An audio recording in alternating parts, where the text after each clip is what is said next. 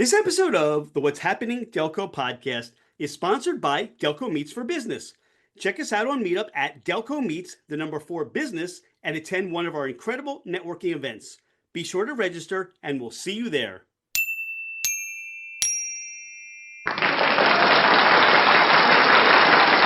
What's happening, Delco? I'm Rich Shane, and welcome to the What's Happening Delco podcast. Today, I'm joined by James Matika of Martinique Deux. James, welcome to the podcast. Thanks for having me, Rich. James, what is Martinique Deux? Martinique Deux is media's newest bar and live music venue. We have been open for about 3.5 months now, and we've been enjoying the ride so far. How did all that get started for you? So I've worked in media for the last decade, just about, at Tap 24 and La Belle Epoque, between the two of them. And shortly in there, I, realized that this was an industry I could stay in and grow. And so I kind of started soft looking for opportunities, and I was presented with a really great one to be right on media's main strip down in the Phoenix building. For those that haven't visited yet, what can they expect when they come to Martinique Deux, James? So, our emphasis is always on the live music. So that is our main thing. We do live music Thursday, Friday, Saturday, and then we also have karaoke on Sundays. So again, still leaning into the music theme there.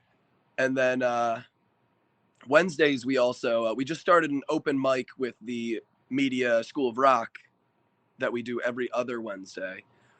But, we like to have something going on every night. But at the same time, if there's nothing going on, we still love to be a great place to just pop in, grab a couple drinks, and hang out.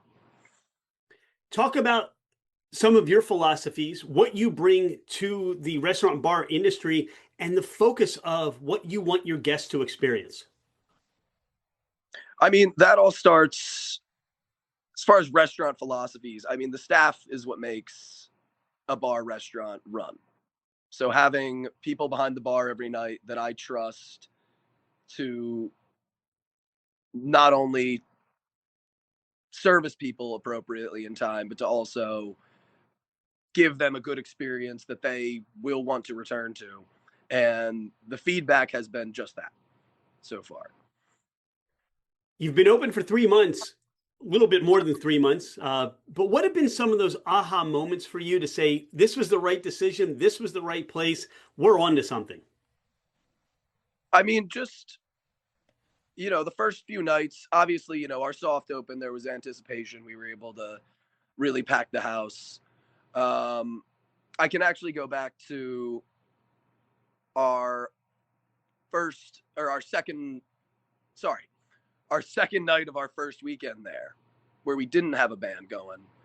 And we were sitting in here and we're like, okay, there's people here, but we know what's working for us. We know what packs the house. It's people love the live music. It's something media was, not missing, because there's a lot of places in town that do a great job of it, but we felt that there wasn't anywhere designated for live music. And that's what we try to bring to the table. And since then, we've had a band every Friday, Saturday night, and that's where we know our strengths lie. You've got cocktails, you've got food. Talk about some of those items that you have for your guests to enjoy while listening to that live music. Yeah, so we have a nice little selection of specialty cocktails, which are all from our partner distillery, Pops McCann Whiskey, up in Pottstown. They also now have gin, spiced rum, white rum, multiple other whiskeys coming out. We have actually a beer. We have a light Pilsner that we just launched that is really scratching the itch that a lot of people have had for the light domestic drafts. Was something we were missing, because with the type of license we have, we can only sell Pennsylvania products, which truly is not as limiting as we initially thought going in, because I mean Pennsylvania is one of the better producers as far as states go uh, of our own alcohol. So we've been able to really curate a great selection of beer, wine, and liquor, all under the Pennsylvania umbrella. But the cocktails, we try to keep it simple. Um, Obviously, we want higher end craft cocktails, but we're also a very volume based operation. So the cocktails are high quality, but they're also simple enough that my bartenders can really churn them out on a busy Friday, Saturday night. And then as far as food, we are we are so close now. We've been talking about it for a long time. Setting up direct ordering within our bar to Lariele Pizza. So we'll have a limited menu on hand just to give people. And then we'll be able to ring in food from Lariele directly through our point of sale system and have it run right down here. Awesome. What are some of the challenges? What are some of the things that you have experienced, some obstacles that you've now overcome to get Martinique Deux up and running? Yeah, well, I mean, jumping right into it, the construction process was something I had never really been a part of before, but that's where my partner Pat Collins really comes in. So Pat is part of Phoenix Contractors. Him and his dad run that operation, and that is the Phoenix building.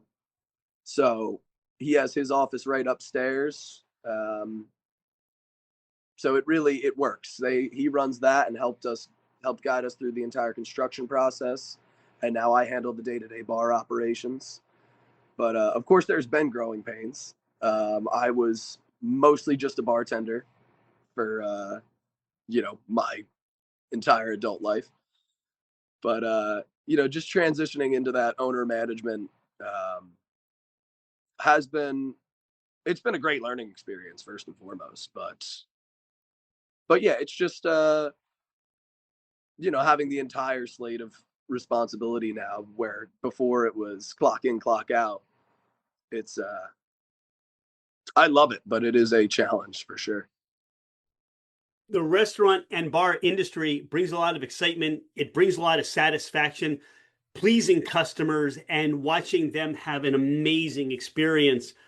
For you, who inspires you? Who motivates you to get through those long days, long hours, long weeks, and just takes care of that fueling you inside too? Well, so my industry lineage, I guess, comes from my dad, who owned the original Martinique in Wildwood, on Oaken Boardwalk. So where we used to live when I was a little kid during the summers, we would live actually in the old decommissioned Martinique Hotel, which was just the best summer beach house ever. We were right across the street from the beach, the arcade, the aquarium, everything. Um, so growing up watching him be in this business, he always told me, stay out of it, go work for somebody else. But ended up falling into it myself and caught the bug. But really, so he's always a point of inspiration on that. But also the people I work with every day really push me, and I ask them to push me, because I tell them all the time I'm figuring this out day by day alongside them. So I can't just bow out because now I have, not that that's under consideration, but I people are now dependent on this business, and I'm not going to let them down. That's awesome that you pay homage to your family, to your dad, and your experiences coming up in the industry. How do people, what are the hours? Is there a website? Is there social media? How do they find you, start following you, and make Martinique Deux part of their media experience or Delco experience? Yeah, so our website is actually, we're working on getting that fully up to date today. I have someone working on that. Right now, the most up to date is our Instagram. That's just where sort of main demographic that we've seen in here happens to be. So that has done very well for us, but at the same time, we need to get more active on other social media platforms as well as our website. Our hours, though, right now we are Wednesday through Sunday. Wednesday, Thursday, Friday open 4 to 12, and then Saturday, Sunday 12 to 12. We'll be looking to add Tuesdays sometime very soon, but Wednesdays we were working on adding something, which I had alluded to earlier. We have the School of Rock open mic every other Wednesday. This week we have our Galentine's paint and sip event, and then at the end of the month we're doing country line dancing down here. So so we're working on filling up the days that we have going now, and then once we feel we have a good handle on that, then we'll move into Tuesdays as well. So not just the general experience of coming in to hear live music, cocktails, and enjoying your time there, you now have some events coming up that people can look forward to, check off, and say, hey, this sounds like a really fun thing to do. Let's go stop by Martinique Deux for just another wonderful experience in media. Yeah, exactly. I mean, I feel like we're doing a great job with the live music, but, that's a total of 9 hours a week. So, how much more can we do? And that's what we're always asking ourselves. What more can we do? How can we get people in here on the hours that there's not a lot of people in here? And, we want to be a community staple. We want to be a hometown bar in everybody's hometown. And yeah, I think we're on the right track in that regard. All right, James, you're out and about and you have a cheesesteak craving. You want to bring a cheesesteak back to the restaurant bar, hear some live music. Where are you going for your cheesesteak? I have now, like I said, with the Lariele direct ordering, that's coming soon. But we have been eating a lot of Lariele down here these last few months, and that cheesesteak, as far as I've seen right now, it's hard to argue a better cheesesteak in media right now.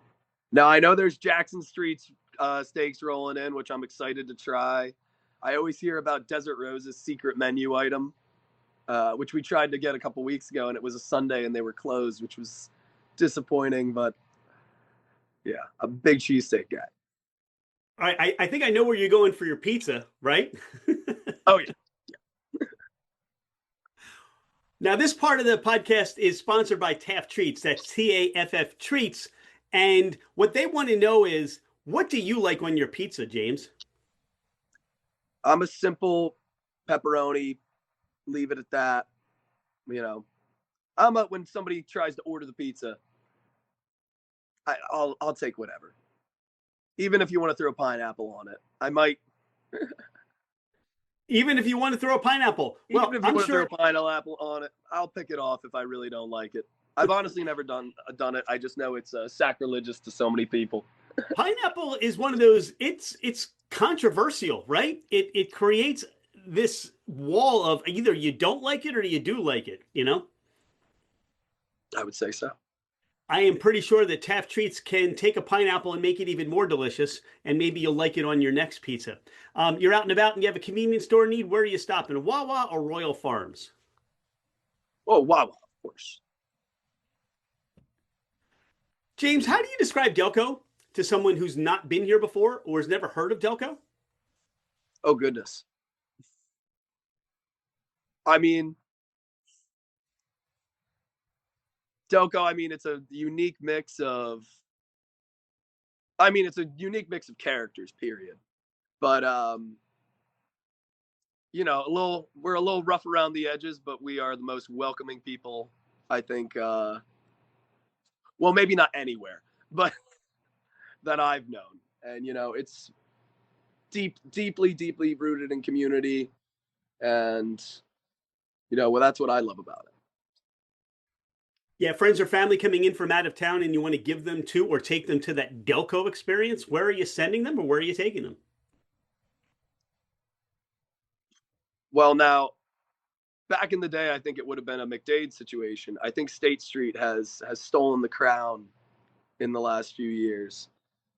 But I mean, there's no reason not to do a great little bar crawl down State Street, stop and get dinner at any number of great restaurants around here. At the end of it all, come down and see a show at Martinique. But absolutely, we're gonna have cocktails. We're gonna just enjoy and maybe try out that new Pilsner you have on tap, and just enjoy the vibes, just enjoy the time, hang out, create memories. And I think, when you look at it, that's really what you provide to Delco. You create a space where people can now look forward to more memories, look forward to hearing bands and music they haven't heard from before, look forward to seeing somebody new go up with a microphone like from Delco School of Rock and go, wow, what a talent, what an amazing opportunity in the future that you're going to see. And it may have all started at Martinique Deux. James, thank you so much for your time today. We're grateful that you talk to us, give us a little more insight to what you're doing.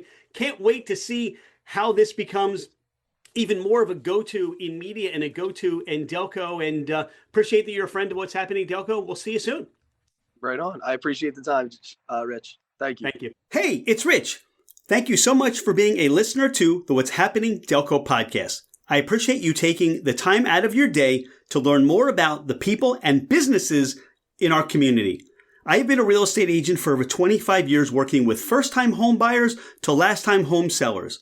As a listener of the podcast, my gift to you is a complimentary 1-year American Home Shield home warranty. This is for buyers and sellers that I help. If you're looking to move anywhere in the United States, I have you covered with an amazing network of real estate agents. I look forward to hearing from you.